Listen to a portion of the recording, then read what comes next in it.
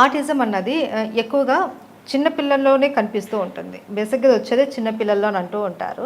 అయితే ఇవి మనం ఎలా ఐడెంటిఫై చేయాలంటారు? ఇది ఆటిజమా? లేకపోతే జనరల్‌గానే వీళ్ళు ఇలా ఉన్నారా అన్నది? ఆర్టిజం లక్షణాలు అనేటివి టిపికలీ గ్రోయింగ్ చైల్డ్లో అందరికీ ఉంటాయి. ఆర్టిజం లక్షణాలు మీకైనా నాకైనా ఎవరికైనా ఉంటాయి. కాకపోతే ఏంటంటే వీళ్ళు స్పెసిఫికేషన్ అనేది ఎక్కువ ఉంటాయి and more over repeated behaviours, socialisation issues, అంటే ఎవరితో కలవరు వాళ్ళు, స్పీచ్ ఇష్యూస్ ఉంటాయి. ఈ 3 ఏరియాస్లో కూడా ఎలా ఉంటారు అంటే ఇప్పుడు మనకు రిపీటెడ్ బిహేవియర్ అంటే ఏదైనా అవ్వచ్చు, అది every kid is unique. But దాంట్లో కూడా ఏంటంటే హైలైట్ అంటే ఇవి చాలా వరకు కామన్గా ఉన్నవి ఏంటి అంటే వాళ్ళు వీల్స్తో ఎక్కువ ఆడడం, స్పిన్ చేయడం, లేకపోతే యుటెన్సిల్స్ కింద స్పిన్ అయినప్పుడు ఎగ్జైట్ అయ్యి హ్యాండ్ క్లాప్ చేయడం, జంప్ చేయడం, ఎప్పుడు త్రూఅవుట్ ద డే వాళ్ళు మూమెంట్లోనే ఉంటారు. ఇటు అటు తిరగడము, కూర్చున్నా కూడా కొద్దిసేపే, అది కూడా ఒక టాస్క్ని కంప్లీట్ చేయాలి, నేను ఇంత టైంలో ఇది చేసుకొని నెక్స్ట్కి వెళ్ళాలి అని ఉండదు. ఇది కొద్దిసేపు అది కొద్దిసేపు అని ఉంటుంది. అంటే రిపీటెడ్గా ఏదో ఒక పని చేస్తూనే ఉంటారు. ఇటు అటు తిరగడం, జంప్ చేయడం, సోఫాలు ఎక్కడం, దిగడం, బెడ్స్ పైన జంప్ చేయడం, రివర్స్ హ్యాంగ్. మనం సోఫాలో జనరల్గా ఇలా కూర్చుంటాం కదా, వాళ్ళ కింద కాలు పెట్టి తల కింద పెట్టి కాలు పైన పెడతారు, రివర్స్ హ్యాంగింగ్ అలా ఉంటారు. స్వింగ్స్ ఎక్కువ ఇష్టపడుతుంటారు. సో ఇవన్నీ రిపీటెడ్గా చేస్తుంటారు. అండ్ మోర్ ఓవర్ వాళ్ళు పాయింటింగ్ చేయరు. వాళ్ళకి మనం ఇప్పుడు చూస్తూ ఉంటాం చిన్నపిల్లలు ఏదన్నా పైన అందంది ఉంటే మమ్మీ అది కావాలి ఇది కావాలి, అది కాదు మమ్మీ ఇది పక్కనది, ఎవరైనా క్యార్ టేకర్ ఉన్నా డాడీ ఉన్నా వాళ్ళు పాయింట్ చేస్తారు. వైరస్ చిల్డ్రన్ విత్ ఆటిజం అసలు పాయింటింగ్ చేయరు. హ్యాండ్ రీడింగ్ అంటే మన చేయి తీసుకెళ్ళి ఆ వస్తువుల మీద పెట్టడము, పైన ఉన్నా కూడా మన చేయినే లేపుతారు, వాళ్ళ చేయి లేపరు. సో ఇది ఈ లక్షణాలన్నీ రిపీటెడ్ కిందకు వస్తాయి. సోషలైజేషన్ అంటే వాళ్ళ పిల్లలతో అస్సలు కలవరు. కలిసినారు అని అంటే వాళ్ళని పుష్ చేయడము, కొట్టడము, లేకపోతే వెనకాల వెళ్ళి గట్టిగా హగ్ చేసేసుకోవడము. కొంతమంది పేరెంట్స్ కన్ఫ్యూజ్ అవుతుంటారు, మా వాడు పిల్లలతో కలుస్తాడు అని అంటారు. కలుస్తున్నారు అంటే వేరే పిల్లలు ఏదైతే ఆడుతున్నారో ఆ ఆటలో ఇన్వాల్వ్ అయ్యి వాళ్ళతో కోఆపరేట్ చేస్తున్నారు అంటే చెయ్యరు.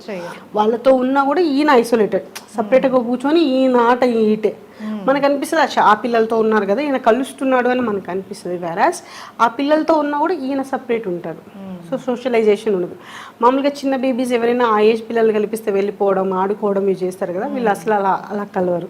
అండ్ స్పీచ్ డిలే, అప్పుడు 15 months వరకు బాగానే ఉంటారు మోస్ట్లీ. చాలా వరకు మనం చూసిన పిల్లలు, చిల్డ్రన్ విత్ ఆటిజం డయాగ్నోస్ అయిన పిల్లలు కూడా 15 months వరకు క్వైట్ నార్మల్, అంటే మన ఏ డెవలప్మెంట్ కూడా డిలే అనేది కనిపించదు. అప్పుడు తెలుసుకోవడం కూడా కష్టం.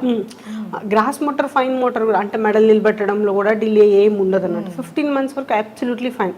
అందుకనే పేరెంట్స్ ఏమనుకుంటారు, మాటలు వచ్చాయి కదా, తాత అన్నాడు, అమ్మ అన్నాడు, అమ్మమ్మ అన్నాడు, ఇంకా కొంతమంది పేరెంట్స్ చెప్తారు నా పేరు కూడా పిలిచారు అని చెప్తుంటారు. సో 15 months వరకు they were absolutely fine. 15 months తర్వాత ఏంటంటే మనం చెప్పిందంతా స్టార్ట్ అయిపోతుంది. రిపీటెడ్ బిహేవియర్ కానీ, పిల్లలతో కలవలేకపోవడం, ఇంకా స్పీచ్ డిలే 15 months వరకు వచ్చింది. సో పేరెంట్స్ ఏమనుకుంటారు, నేను చెప్పినట్లు మాట్లాడినారు కదా అనుకుంటారు.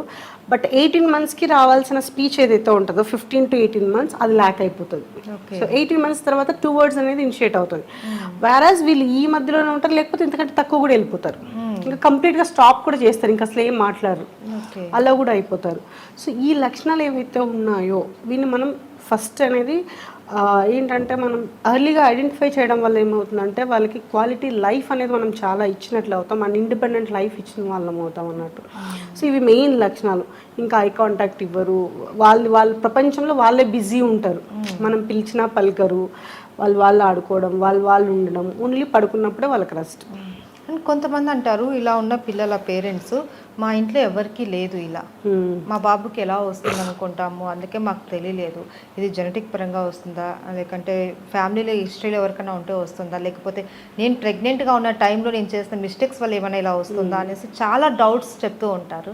సో మెయిన్ ఇది రావడానికి ఎంతవరకు కారణాలు ఉంటాయి? యాక్చువల్లీ ఇది రావడానికి కారణాలు స్పెసిఫిక్గా దీనివల్ల వస్తుంది అన్నది ఎవ్వరికీ తెలియదు. ఇప్పుడు రీసెర్చ్ మైట్ బి అయ్యి ఉండొచ్చు, దాన్ని కూడా కంప్లీట్గా మనం దాన్ని క్యాలిక్యులేట్ చేయలేకపోతున్నాం. బికాస్ ఆఫ్ దిస్ ఓన్లీ మనకు వస్తుంది పిల్లలు చాలా మంది అని.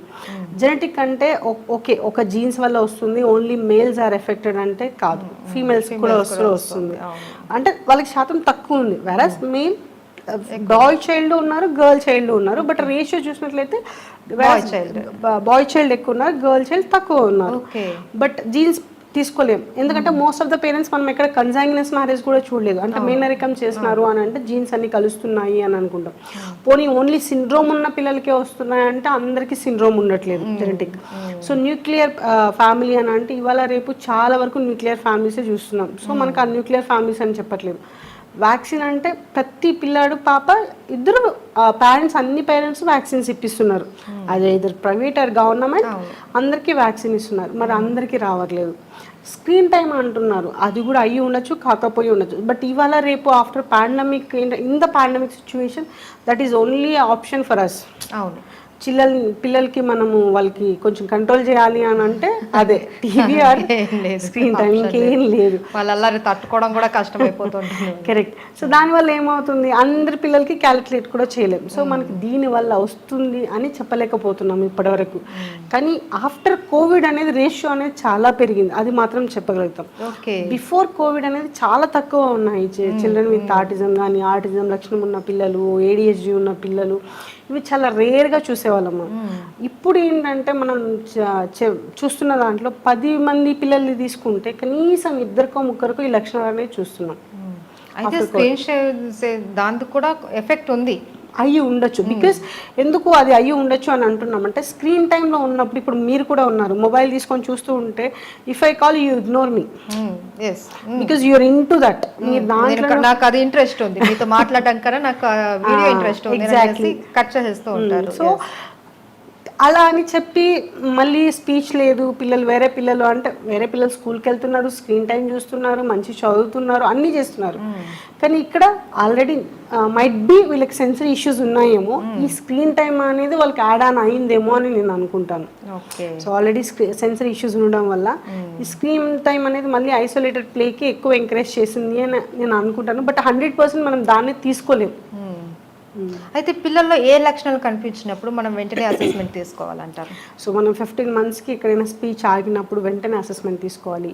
నేమ్ కాల్కి రెస్పాండ్ అవ్వకపోతే తీసుకోవాలి. ఐ కాంటాక్ట్ లేనప్పుడు, విజన్ సీకింగ్ బిహేవియర్ ఉన్నప్పుడు, హ్యాండ్ బ్లాస్ట్ చేయడం, ఫింగర్స్ చూడడం, సైడ్కి చూడడము, వేరే పిల్లలు వస్తే వీళ్ళు కలవకపోవడం, లేకపోతే ఎక్కువ క్రౌడెడ్ ఏరియా ఉన్నప్పుడు వీళ్ళు బెడ్రూమ్లోకి వెళ్ళిపోవడము, పిల్లలతో కలవకుండా వాళ్ళని పుష్ చేసేసేయడము, ఇక్కడ ఏమన్నా అంటుకుంటే వెంటనే తుడిచేసుకోవడం, అంటే over conscious of the body.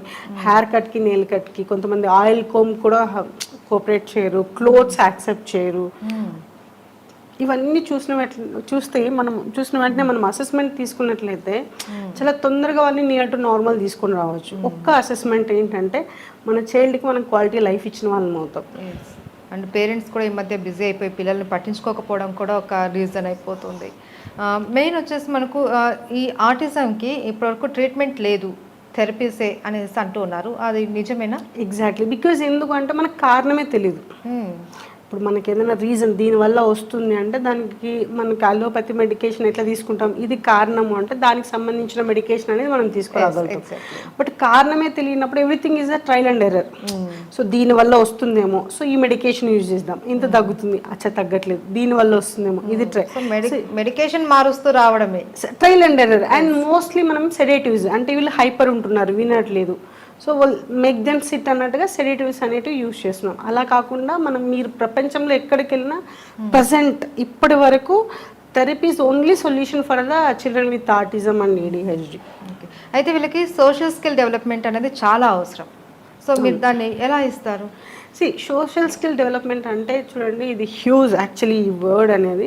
Social skill అంటే ఇప్పుడు వాళ్ళకి టాక్టైల్ పరంగా, ఇప్పుడు నేను మిమ్మల్ని ముట్టుకోవడం నాకు ఇష్టము అంటే ఐ విల్ ఎక్స్ప్లోర్. ఇప్పుడు నేను ఏదైనా ముట్టుకుంటేనే నాకు తెలుసు అది వేడిగా ఉందా, చల్లగా ఉందా, ఏంటి ఉంది. ఇప్పుడు నాకు మన సెన్సెస్ అన్ని టుగెదర్ వర్క్ చేయాలి. వీళ్ళు ఏంటంటే వేరే వాళ్ళు ముట్టుకున్నా వీళ్ళకి నచ్చరు, వీళ్ళు ముద్దు పెట్టినా సౌండ్ రాదు, జస్ట్ లిప్స్ వచ్చి మన చీక్కి అనిస్తారు, కొంతమంది నోస్ ప్లేస్ చేస్తారు, కొంతమంది చీక్స్ ప్లేస్ చేస్తారు. అది కూడా ఫెమిలియర్ పర్సన్స్కి. అందరినీ టచ్ యాక్సెప్ట్ చేయరు. రొటీన్గా ఉండడానికి కొంతమంది పిల్లలు ఇష్టపడుతుంటారు. అంటే అందరూ అని చెప్పను, చిల్డ్రన్ విత్ ఆటిజంలో కూడా కొంతమంది చాలా వరకు రొటీన్ ఇష్టపడుతుంటారు. అలానే ఉంటే వాళ్ళు ఓకే, దాన్ని డిస్టర్బ్ అయితే వాళ్ళు ఒప్పుకోరు. సోషల్ స్కిల్ అంటే ఇప్పుడు వాళ్ళకి క్రౌడెడ్ వెళ్ళడమే ఇష్టం ఉండదు. ఏడవడం ఉంటుంది, వెళ్ళిపోదాం అంటారు, పరిగెడుతూనే ఉంటారు. సో మనం ఏంటంటే మన అశోకాలో దీంట్లో గ్రూప్ థెరపీ అని ఉంటుంది. టాక్టైల్ మీద వర్కౌట్ చేస్తాం, వెస్టిబులర్ మీద వర్కౌట్ చేస్తాం. దీనివల్ల ఏమవుతుందంటే సోషల్ యాక్సెప్టెన్స్ అనేది పెరుగుతుంది. ఓకే. దాని త్రూ మనం కాగ్నిటివ్ బిహేవియర్ త్రూ మనం అనేది వాళ్ళకి యాక్సెప్టెన్స్ అనేది పెంచుతాం. దానివల్ల వాళ్ళకి యాక్సెప్టెన్స్ వచ్చి పిల్లలు కలుస్తారు. పిల్లల్లో కలవడం వల్ల ఏమవుతుందంటే ఇమిటేషన్ అనేది స్టార్ట్ అవుతుంది. సో ఇమిటేషన్ స్టార్ట్ అయింది అనుకోండి, వాళ్ళు ఏం చేస్తున్నారో వీళ్ళు నేర్చుకుని అది ఇమిటేట్ చేస్తారు, వాళ్ళు ఎలా మాట్లాడుతున్నారో వీళ్ళు ఇమిటేషన్ చేస్తారు.